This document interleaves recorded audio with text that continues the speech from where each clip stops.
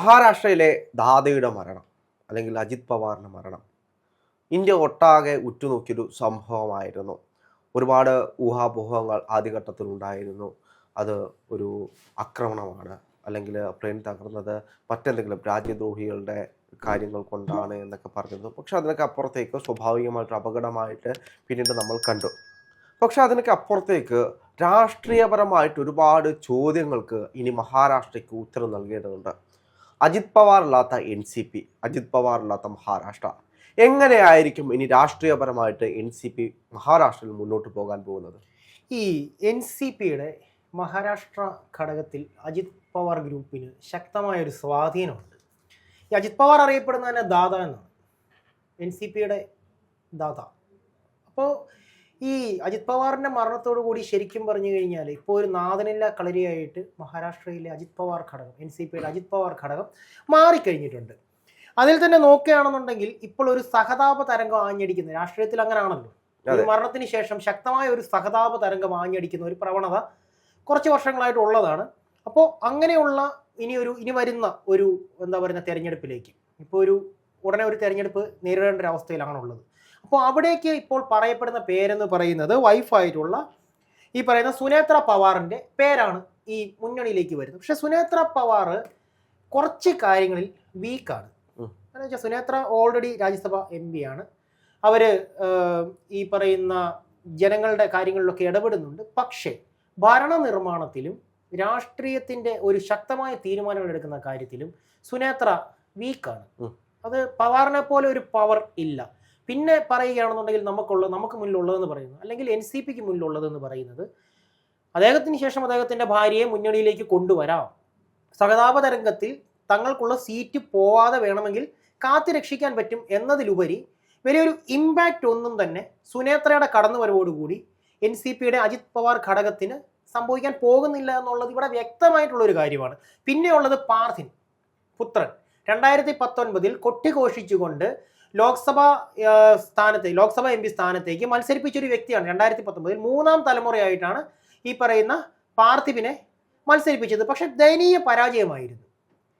കൊള്ളാം, ആ പയ്യൻ കൊള്ളാം, എങ്കിൽ പോലും ഈ ഒരു പരാജയത്തിന് ശേഷം ജനങ്ങൾ ഏറ്റെടുത്തില്ല എന്നുള്ളത് മാത്രമല്ല രാഹുലെ ഇവിടുത്തെ പരാജയം. ഒരു പൊളിറ്റീഷ്യൻ ഒരു പരാജയത്തിന് ശേഷം, ഒരു തെരഞ്ഞെടുപ്പ് പരാജയത്തിന് ശേഷം തീർത്തും ഒരു വനവാസത്തിന് പോവുക മുന്നണിയിലേക്ക്, പിന്നെ ജനങ്ങൾ ആ ഒരു വ്യക്തിയെ കാണുന്നില്ല. അങ്ങനെ ഒരു അവസ്ഥ വരിക എന്ന് പറഞ്ഞു കഴിഞ്ഞാൽ പിന്നീട് എത്രയൊക്കെ കൊട്ടിഘോഷിച്ച് നമ്മൾ മുന്നണിയിലേക്ക് കൊണ്ടുവന്നു എന്ന് പറഞ്ഞു കഴിഞ്ഞാലും അത് ശോഭിക്കില്ല.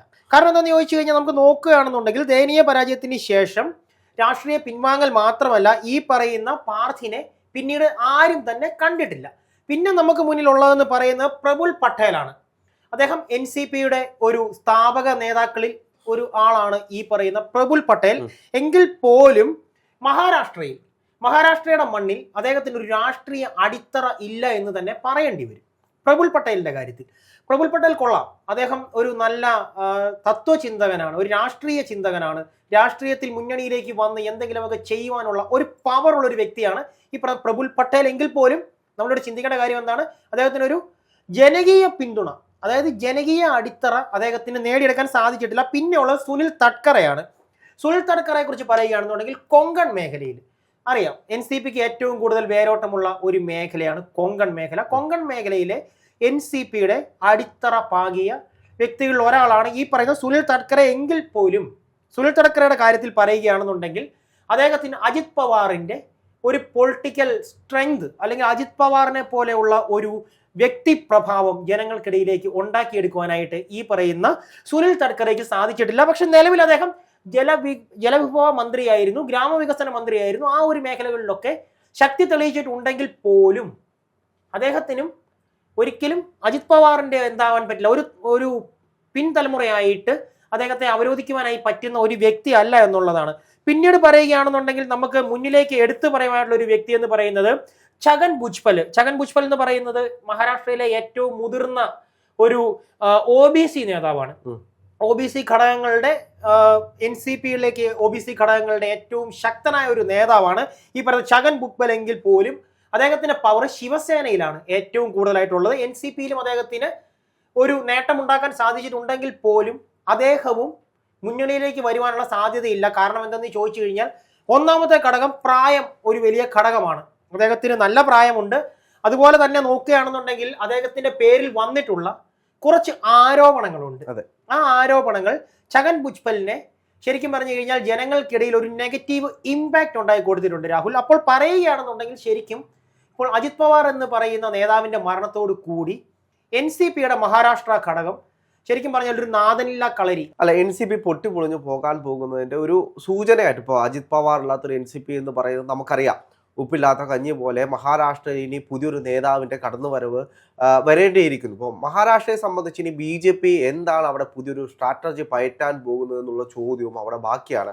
ഇപ്പോൾ രാഷ്ട്രീയപരമായിട്ട് ഒരുപാട് വിഷയങ്ങൾ മഹാരാഷ്ട്രയുമായി ബന്ധപ്പെട്ട് നമ്മൾ കണ്ടാണ്. NCP എങ്ങനെയാണ് തകർന്നുപോയ NCP പിന്നീട് മഹാരാഷ്ട്രയിൽ വീണ്ടും ഒരു രാഷ്ട്രീയ ശക്തിയായിട്ട് മാറുന്നത് നമ്മൾ കണ്ടതാണ്.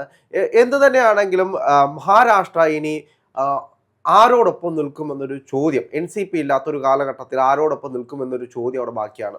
ഇവിടെ പൊളിറ്റിക്കലി നോക്കുകയാണെന്നുണ്ടെങ്കിൽ ഇപ്പോൾ ഇവര് പ്രയോഗിക്കാൻ പോകുന്ന ഏറ്റവും വലിയ ആയുധം എന്ന് പറയുന്നത് സഹതാപ തരംഗം തന്നെയാണ് എന്ന് വ്യക്തമായിട്ടുണ്ട്. അല്ല, NCPയുടെ സഹതാപ തരംഗങ്ങൾ വന്നു കഴിഞ്ഞാലും അത് കൃത്യമായിട്ട് ആളുകൾക്ക് ഏറ്റെടുക്കാൻ കഴിഞ്ഞില്ലെങ്കിൽ എങ്ങനെയായിരിക്കും NCP ഇപ്പോൾ NCPയുമായിട്ട് നമുക്കറിയാം. ഇപ്പോൾ മുന്നണി സമവാക്യങ്ങൾ വരുമ്പോൾ രണ്ട് സംഘടനകൾ തമ്മിൽ അടുത്ത് നിൽക്കണമെങ്കിൽ ശക്തമായിട്ടൊരു നേതൃത്വം വേണം. ആ നേതൃത്വ പാഠവുമില്ലെങ്കിൽ ആ സംഘടനയെ മറ്റൊരു സംഘടന പൂർണ്ണമായിട്ടും വിഴുങ്ങുന്നത് നമ്മൾ പലപ്പോഴും കണ്ടിട്ടുണ്ട്.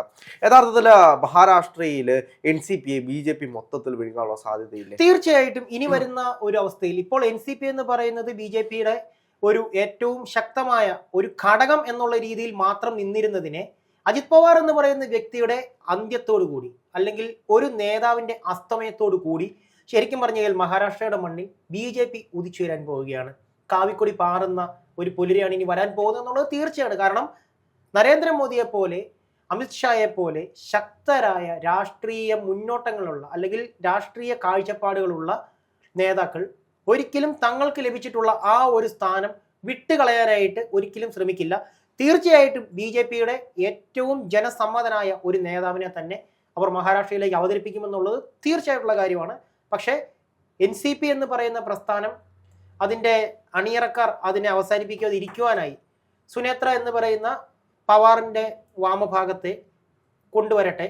NCP അവസാനിക്കാതിരിക്കട്ടെ. കാരണം അജിത് പവാർ ഒരു നേതാവിൻ്റെ മരണത്തോടു കൂടി ഒരു പ്രസ്ഥാനത്തിൻ്റെ അടിത്തറയിളകി പോവുക. അല്ല, കേരളത്തിലാണെങ്കിൽ നമ്മൾ പലപ്പോഴും കണ്ടിട്ടുണ്ട് ഇത്തരത്തിലുള്ള ഒരുപാട് സംഘടനകൾ. അതായത് ആ സംഘടനകൾ ഒരു നേതാവ് കാരണം ഒരു സംഘടന ഉണ്ടാകുന്നു, പിന്നീട് ആ നേതാവ് ഇല്ലാതാകുമ്പോൾ ആ സംഘടന തന്നെ ഇല്ലാതായി പോകുന്നു. പലപ്പോഴും നമ്മൾ കണ്ടിട്ടുണ്ട്. ഒരുപാട് ദൂരത്തേക്കൊന്നും പോകേണ്ട കാര്യമില്ല രാഹുൽ. അതിൽ നമുക്ക് മുന്നേ നമ്മുടെ തൊട്ടടുത്ത് തന്നെ കിടക്കുന്ന നമ്മുടെ പാലാ കിടപ്പുണ്ട്. KM Mani sir, M group, Kerala Congress M.